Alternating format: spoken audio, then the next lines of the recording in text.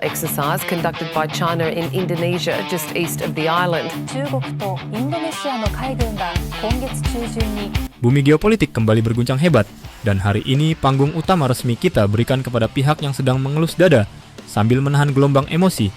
Taiwan dongkol. Iya, Anda tidak salah dengar.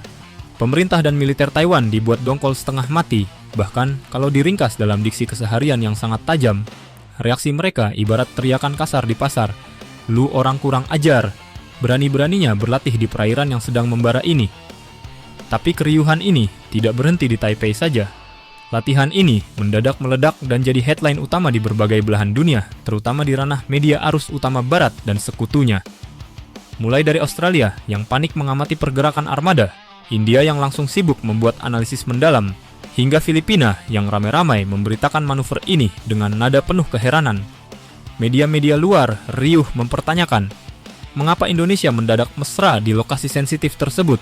Pasalnya, di area yang selama ini dianggap sebagai kuali mendidih, geopolitik dunia, kapal perang kita, TNI Angkatan Laut, terlihat dengan santainya menggelar manuver taktis bersama armada laut, People's Liberation Army Navy, PLAN, milik Tiongkok. Bagi Taipei dan blok sekutunya, ini bukan sekadar latihan lewat. Ini dianggap sebagai ancaman bahaya tingkat tinggi sekaligus manuver manipulasi politik yang licik demi menciptakan ilusi bagi masyarakat internasional seolah-olah kawasan laut tersebut sudah sepenuhnya dikuasai oleh kubu Tiongkok. Tapi pertanyaan besarnya, apakah TNI Angkatan Laut benar-benar berniat menyeret diri ke dalam pusaran konflik Selat Taiwan? Atau kita sedang menyaksikan mahakarya diplomasi laut yang bikin tetangga sebelah kebingungan? Mari kita bongkar sampai ke akar-akarnya di update militer. Fakta di balik layar. Mari kita tepuk jidat sejenak dan tarik benang merahnya agar tidak tenggelam dalam drama kecam-mengecam yang terlalu bombastis. Latar belakang kejadian ini sebenarnya sangat matematis dan standar dalam tradisi kebaharian laut. KRI I Gusti Ngurah Rai, salah satu frigat kebanggaan TNI Angkatan Laut, baru saja menyelesaikan misi diplomatik militer yang sangat bernilai strategis di Rusia, usai mengikuti latihan bersama Exercise Oruda. Dalam perjalanan pulang kembali ke tanah air, kapal perang kita melintasi jalur pelayaran internasional yang secara geografis memang berdekatan dengan jalur-jalur panas di Asia Timur. Dan ingat, dalam hukum laut internasional UNCLOS, ada tradisi legendaris yang dinamakan passing exercise atau PASEX. Ini adalah ajang sapa salam antar alutsista di laut lepas.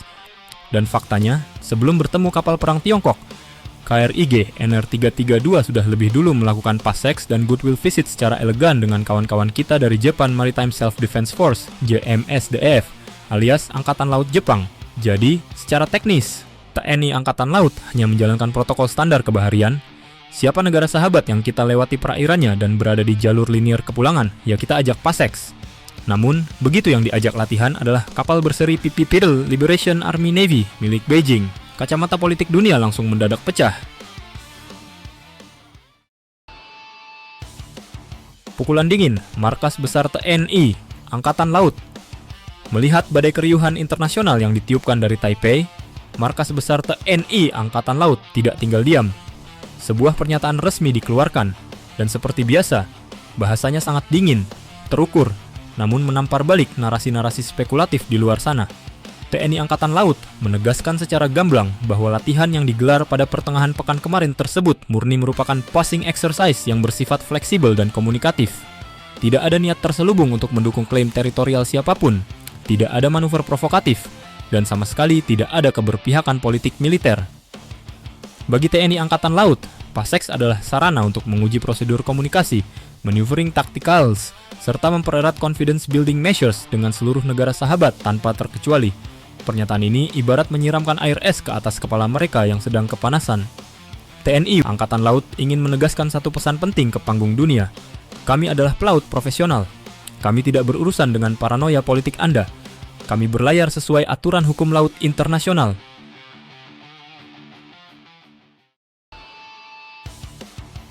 Mengapa menahan Tiongkok langsung buka suara?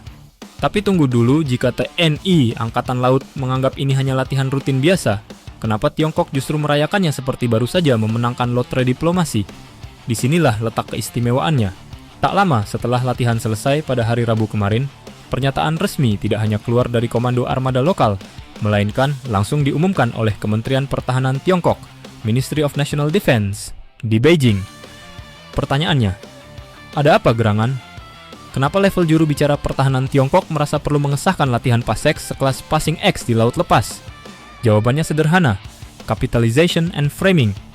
Tiongkok sangat paham bahwa kehadiran KRI, Gusti Ngurah Rai, kapal perang dari negara pemimpin de facto ASEAN, berlatih bersama PLA Navy di dekat kawasan sensitif, adalah aset propaganda yang sangat berharga. Beijing ingin mengirimkan sinyal tajam kepada Washington, Canberra, dan Taipei. Lihat, Indonesia, raksasa kawasan Asia Tenggara, tidak takut berlatih bersama kami di sini.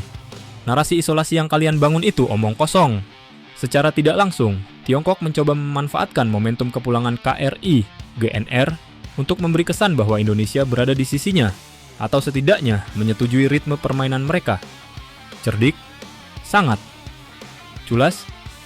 Ya namanya juga politik adidaya.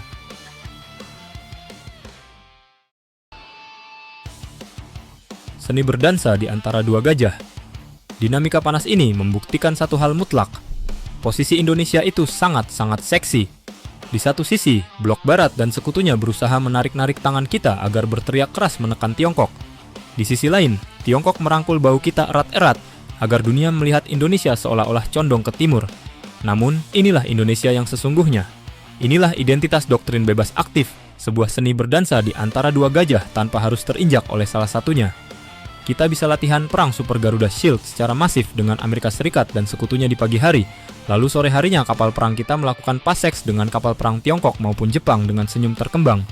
Indonesia bukanlah bidak catur yang bisa digeser seenaknya oleh Beijing maupun Washington. Latihan di perairan manapun adalah hak navigasi kita berdasarkan hukum internasional. Dan jika ada pihak yang merasa dongkol atau kebakaran jenggot, itu adalah konsekuensi dari ketakutan mereka sendiri terhadap dinamika kawasan.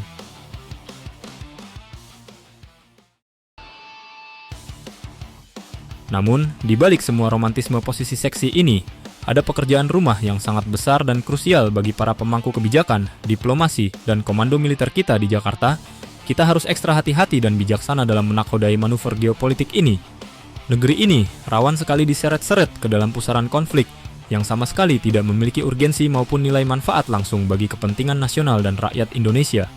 Jangan sampai keramahan diplomasi laut kita justru dimanfaatkan oleh pihak luar untuk dijadikan tameng politik demi kepentingan hegemonik mereka sendiri.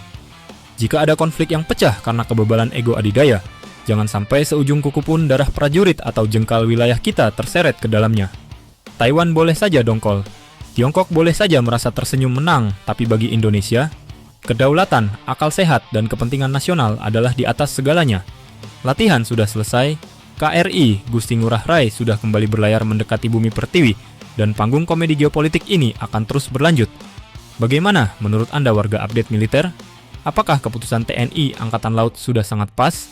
Atau kita harus lebih membatasi kontak mesra di area-area sensitif? Tulis pendapat cerdas dan berbobot Anda di kolom komentar.